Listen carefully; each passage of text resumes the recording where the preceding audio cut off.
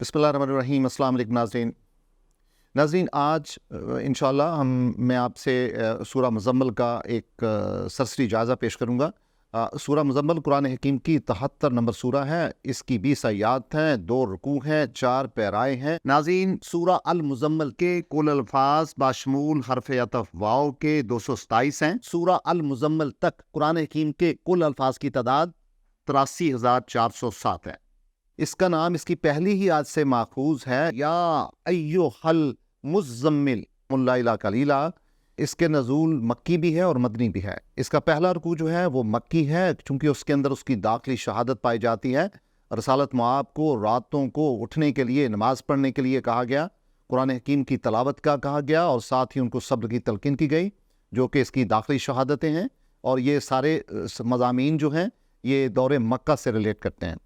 और फिर मदीना में जो आखिरी रुकू है उसमें ज़कात का, नमाज का और तहज्जुद नमाज के प्रोटोकॉल का जिक्र है, और इन्फाक फ़ी सबीलिल्लाह का जिक्र है। और ये सारे अनवानात जो हैं ये मदनी दौर से तल्लुक़ रखते हैं। सूरह मुज़म्मिल और सूरह मुदस्सिर बुनियादी तौर पर जड़वां सूरह हैं, यानी ज़ौज हैं, क्योंकि ये आपस में बिल्कुल हम आहंग हैं। इनका सब्जेक्ट एक है। सूरह मुज़म्मिल में अगर रसालत मुआब को कौल सकील के ज़रिया तैयार किया गया है, रूहानी सतह पे और नफ्स की सतह पे उनकी सलाहियत में इजाफ़ा किया गया है, तो सूरह मुदस्सिर में उनको कमर बस्ता होने का हुक्म दिया गया है। नाज़रीन, सूरह मुज़म्मिल का जो मज़मून है उसमें रसूलुल्लाह को रसालत की ज़िम्मेदारियाँ संभालने के लिए तैयार करना, और इसके अलावा जो दुनियावी मामलात हैं उनको खुदा के सुपुर्द करना और सब्र की तलकीन की गई है, ताकि वो मुखालिफ कुव्वतों का बड़ी दिलजमी से मुकाबला करें। और फिर तारीख़ी शवाहद मौजूद हैं, और उसमें हज़रत मूसा अलैहिस्सलाम का रेफरेंस पाया जाता है, फ़िरौन का रेफरेंस है, और यौम क़यामा का जिक्र है। और फिर इबादत पे, नमाज पे, रोज़े पे और तहज्जुद पे, नमाज तहज्जुद पे और कुरान हकीम की तलावत पे और इन्फाक फ़ी सबीलिल्लाह पे ज़ोर दिया गया है, जिससे कि समाजी बहबूद मुराद है। सूरह मुज़म्मिल का नाज़रीन मरकज़ी ख्याल ये है, जो नमाज तहज्जुद है वो बेहतरीन नमाज है बेलिहाज़ हज़ूर क़ल्बी और नफसी और रूहानियत के हवाले से, क्योंकि इसमें इंसान में क़ुव्वत अमल पैदा होता है, कौल में तासीर आती है और रूहानियत में इजाफ़ा होता है, और इंसान की जो शख्सियत है उसमें नशोनमा होती है। और इसमें अल्लाह ताला से जो तअल्लुक़ है, जो तअल्लुक़ बिल्लाह है, वो मजबूत होता है, और नमाज और ज़कात और इन्फाक फ़ी सबीलिल्लाह के ज़रिया उसकी तरवीज की नसीहत की गई है। गोया कि यहाँ पे अमली इस्तकामत भी आती है और तस्बीतुल क़ल्ब भी है, जैसे हदीस भी है कि नमाज मोमिन की मराज है। नाज़रीन, सूरह मुज़म्मिल के 4 पैराए हैं। इसका पहला पैराग्राफ 1 नंबर आयत से आयत नंबर 7 तक है। इसमें रात की इबादत के फ़ज़ाइल और बरक़ात हो सकती हैं उनका जिक्र है। या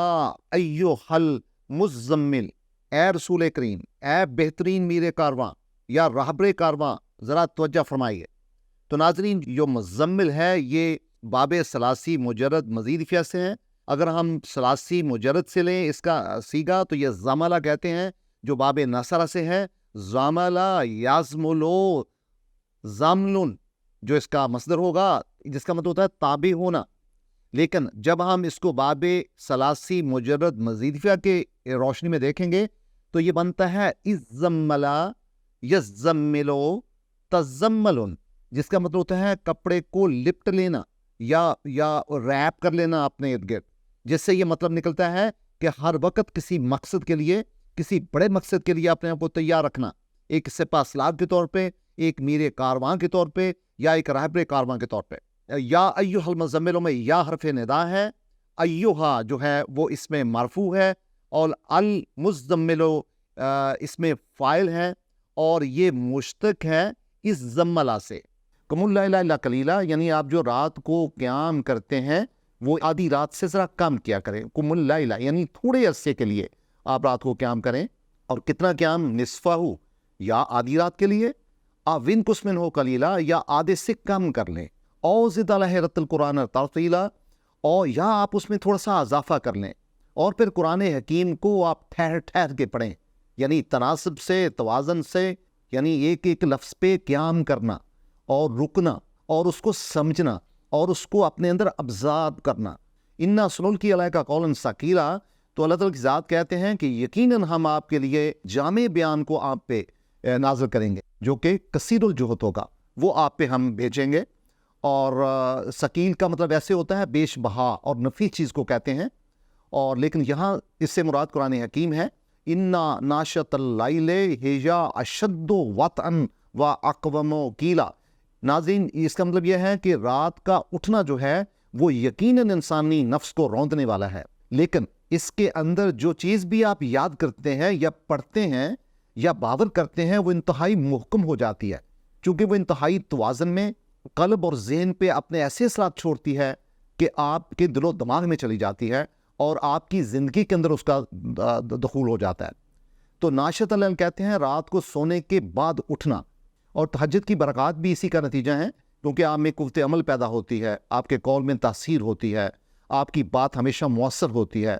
اور پھر نفس کی خواہشات پہ انسان قابو پاتا ہے، گویا کہ اصلاح نفس ہوتی ہے،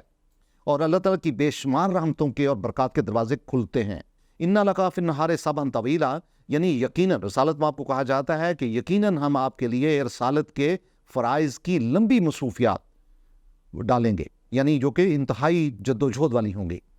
صبح کہتے ہیں چلنا اور گھومنے کو، لیکن اس سے تسبیح مراد ہے، یعنی خدا کا ذکر کرنا، شکر کرنا اور ثابت قدم رہنا۔ ناظرین، جو دوسرا پیراگراف ہے وہ آیت نمبر 8 سے آیت نمبر 13 تک ہے، اس میں اللہ تعالیٰ کی عبادات کا ذکر پایا جاتا ہے۔ رسالت میں آپ کو کہا جاتا ہے وَاذْكُرِ اسْمَ رَبِّكَ وَتَبَتَّلْ إِلَيْهِ تَبْتِيلًا، کہ آپ اپنے نورش لارڈ کا، اپنے رب کا جو آپ کو پالنے والا ہے، پرورش دینے والا ہے، اس کا ذکر کرتے رہیں، اس کی تسبیح کرتے رہیں، اور الگ تھلگ ہو کر پورے فوکس کے ساتھ، پورے انہماک کے ساتھ آپ اللہ تعالیٰ کی عبادت کریں، یعنی ہر چیز کو چھوڑ کے آپ خلوت پسندی میں عبادت کریں، یہ اس کا اصطلاحی معنی ہے۔ تو رب المشرق والمغرب لا الہ الا ہوا فاتخذہ وکیلا، کہ اللہ تعالیٰ کی ذات جو ہے وہ مغارب اور مشارق دونوں کی رب ہے۔ اس کا مطلب ہے کہ جتنی موجودات ہیں اللہ تعالیٰ کی ذات ان کی پرورش کرنے والی ہے، ان کو پیدا کرنے والی، ان کی خالق بھی ہے، ان کی معبود بھی ہے۔ وَاصْبِرْ عَلَىٰ مَا يَقُولُونَ، تو پھر آپ صبر کریں، واٹ ایور دے سے، جو بھی یہ کہتے ہیں آپ ان پہ صبر کریں، اور وَاهْجُرْهُمْ هَجْرًا جَمِيلًا، اور ان کو اپنے معاملات سے پرے رکھیں، ان کو اپنے نزدیک نہ آنے دیں اور آپ ان کے نزدیک نہ ہوں۔ وَاهْجُرْهُمْ هَجْرًا جَمِيلًا کا مطلب یہ ہے، یہ رسالت میں آپ کو بتایا جاتا ہے کفار اور مشرکین کے ریفرنس کے حوالے سے۔ وَذَرْنِي وَالْمُكَذِّبِينَ أُولِي النِّعْمَةِ، یعنی یہ جو مکذبین ہیں، جو ٹلانے والے ہیں اور جو اہل ثروت لوگ ہیں، ان کو میرے اوپر چھوڑ دیں۔ اللہ تعالیٰ کی ذات کہتے ہیں let me deal with them, میں ان سے ڈیل کروں گا۔ وَمَخِّلْهُمْ قَلِيلًا، اور کچھ تھوڑی سی مہلت دے دیں، مختصر سا عرصہ صبر کریں اور دیکھیں کہ ان کے کیا نتائج نکلتے ہیں۔ اور پھر اگلی آیات میں اللہ تعالیٰ کی ذات بتاتے ہیں کہ اِنَّا لَدَيْنَا أَنْكَالًا وَجَحِيمًا، اور بلا شبہ ہمارے پاس یعنی بیڑیاں ہیں، انکالن کہتے ہیں بیڑی کو، اور جہیمہ اور جہنم کو، یعنی ہمارے پاس ان کے لیے بیڑیاں ہیں جس سے ہم ان کو قابو کریں گے، ان کو پکڑیں گے، ان کو گرفت کریں گے، اور پھر جہنم کی آگ ان کے لیے ہے۔ وَطَعَامًا يَغُصَّةً عَذَابٌ أَلِيمًا، اور ہمارے پاس ایسا کھانا ہے جو کہ ان کے گلے میں پھنس جانے والا ہے اور عذاب علیم ہے۔ ناظرین، علم کہتے ہیں غم کو، ٹھہرا ہوا، یعنی ایسا غم جو کہ یعنی ایک اندوہناک قسم کا عذاب جو ہے ان کے لیے ان کا منتظر ہے، اور کھانا ایسا ہوگا جو ان کی یعنی غصہ کہتے ہیں وہ ہڈی جس سے حلق بند ہو جائے۔ پھر ناظرین، جو تیسرا پیراگراف ہے وہ آیت نمبر 14 سے آیت نمبر 19 تک ہے، اس میں حضرت موسیٰ علیہ السلام کا ذکر ہے، رسالت محمد صلی اللہ علیہ وسلم کا ذکر ہے، اور پھر تذکیر قرآن پہ توجہ دی گئی ہے، اور یوم قیامت کا ذکر پایا جاتا ہے۔ اور قرآن حکیم کہتا ہے کہ یوم ترجف الارض والجبال وکانت الجبال کثیبا مہیلا، یعنی وہ دن یاد کریں کہ جب کہ زمین اور آسمان ارتعاش میں آ جائیں گے، زلزلہ آ جائے گا ان کے اوپر، یہ کانپنے لگیں گے، اور جو پہاڑ ہوں گے وہ اس طرح ہو جائیں گے جیسے کہ ایک ریت ہوتی ہے جو نیچے کو کھسک رہی ہوتی ہے۔ اِنَّا أَرْسَلْنَا عَلَيْكُمْ رَسُولًا، یعنی بدوؤں کو کہا جاتا ہے، یعنی جو مکہ عرب کے لوگ تھے یا مشرکین اور منافقین اور کافرین، کہ ہم نے آپ کی طرف رسول بھیجا ہے، یعنی رسالت محمد صلی اللہ علیہ وسلم کی طرف اشارہ ہے، شاہداً علیکم، جو آپ پہ شاہد ہیں، یعنی شہادت دیتا ہے، ایویڈنس ہے اس کی موجود جو ہمیشہ رہے گی۔ کما ارسلنا الی فرعون رسولا، اور بالکل اسی طرح ہم نے فرعون کی طرف بھی رسول بھیجا تھا۔ تو یہاں پہ جو حضرت موسیٰ علیہ السلام کی طرف اشارہ ہے، اور ان کی رسالت کی طرف، اور پھر رسالت مآب کی رسالت کی طرف اشارہ ہے، اور پھر جو فرعون کا ریفرنس پایا جاتا ہے، چونکہ وہ بھی بالکل کفار مکہ اور مشرکین مکہ کی طرح تھا۔ پھر فرعون نے انکار کیا جب حضرت موسیٰ علیہ السلام پیغام لے کے آئے تھے، اور پھر قرآن حکیم کہتا ہے فَأَخَذْنَاهُ أَخَذًا وَبِيلًا۔ تو ناظرین یہاں پہ جو اخذم وبیلا ہے اس کا یہ معنی ہے کہ ہم نے پھر فرعون کو اس طرح پکڑا کہ جیسے دھوبی گھاٹ پر دھوبی گندے کپڑوں کو ڈنڈے سے پیٹتا ہے، مارتا ہے، صاف کرتا ہے۔ فَكَيْفَ تَتَّقُونَ إِن كَفَرْتُمْ يَوْمًا، یعنی یہ لوگ اس دن کا کیسے انکار کرتے ہیں؟ وہ دن کون سا دن؟ يَجْعَلُ الْوِلْدَانَ شِيبًا، یعنی جس دن جو بچے ہوں گے وہ بھی انتہائی سہمے ہوئے، خوفزدہ ہوں گے اور مرجائے ہوئے ہوں گے۔ شیبہ ویسے کہتے ہیں بوڑھے کو، یعنی جس سے بال سفید ہو جائیں۔ السماء منفطر بہ کان وعدہ مفعولا، اور جو آسمان ہے وہ لپ دیا جائے گا، اور یہ یقیناً اللہ تعالیٰ کا وعدہ ہے جو ہو کے رہے گا۔ ان ھذہ تذکرہ فمن شاء اتخذ الی ربہ سبیلا، تو پھر یہ ہے تذکرہ۔ تذکرہ ناظرین کہتے ہیں جو ریمائنڈر ہوتا ہے، جس کا ذکر پہلے آ چکا ہوگا، جیسے اللہ تعالیٰ کی جو الہامی کتابیں ہیں جس میں تورات ہے، انجیل ہے، ان میں جو میسج آ چکا ہوا ہے،